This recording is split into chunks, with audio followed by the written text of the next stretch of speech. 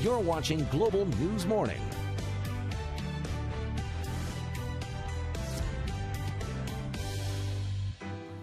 Well, it seems like these days there's always somebody watching you. New technology is changing the way we work, live, and even how police solve their crime. And joining us this morning is online security expert David Papp with some tips. Good morning, Dave. Morning, Mike. Nice to see you again. Just a couple of stats to start things off. It's been reported that crime in Canada has increased for the 4th straight year. Yeah. 2 million police reported criminal code incidents. So, you know, it's a horrible situation out there. However, we're trying to do our best by, operating cameras and even around our homes, and hopefully that will help things out in terms of convictions and getting a hold of the bad guys and gals out there. But so where are we with respect to that?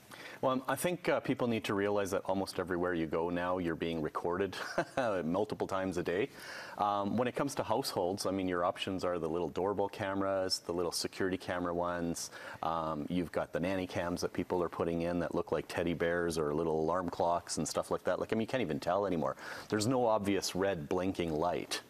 But the problem that I found is that a lot of people have never actually retrieved that information. Like, they might have an app that they talk to it like a phone, but maybe they don't know how long it'll store information for. Does it work in the dark? Does it have a timestamp on it? Like, if you were to submit it to the police, does it tell you what time that the information was recorded? So how do you go by testing all that stuff? I mean, obviously there's got to be some instructions that come along with the item itself, but you're saying that people aren't exactly doing that. No, a lot of people aren't. I think they feel comfort in the fact that there is a camera that's being there recorded. In fact, a lot of people are even doing fake cameras that they look like cameras, but they aren't actually doing anything. Well, it's like sometimes people do that with the security companies too. They just put the sign out exactly. there, and they're not monitored. Absolutely. And so, I mean, anything's a deterrent. You're hoping that they're not going to pick on you, and the bad guys are going to go somewhere else or think twice.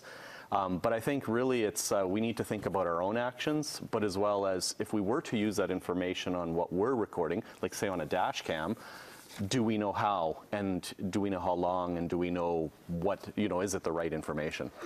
So is there anything particular we should be looking for when purchasing this equipment? One big one these days are, even if you have old technology, there's been leaps and bounds in terms of working in day-night, at nighttime, the size of the memory card that it has in it, for how long it has a duration, the quality. Like, a lot of people, like say on a dash cam, if you have an older one, you can't quite pick up the license plate as an example, because the resolution is not quite good enough, while the newer cameras are definitely there. So there is something to be said about, staying current with technology if it's important to you to be able to use that footage. Well, how important is it though? That's a good question, 100%. These days, it seems to be a little bit more important than usual. A lot of that reported crime, when it comes to the law enforcement, it's because people are actually have proof now. That's what's the game changer. It's no longer, somebody broke in and I saw somebody do something. It's, I have video footage. That's a whole different level. Yeah, I'm just wondering, how common and how popular this is. I guess you don't really know, because if it's hidden, if it's not obvious, that pretty much any one of your neighbors could have one of these. Oh yeah, they could even be watching your property from their houses. So is that a concern? I think so. Privacy, I think there's huge privacy concerns. Absolutely, 100%. Yeah. What can we do about that? Have a good chat with your neighbor? And grow really huge hedges or something. Yeah, I don't know. Probably, yeah. Okay, thanks a lot, Dave. You can follow Dave on Twitter. You can check out his blog. We've got the information up there. The blog is just simply davidpapp.com, and on Twitter it's @DavidPapp. We're back after the break.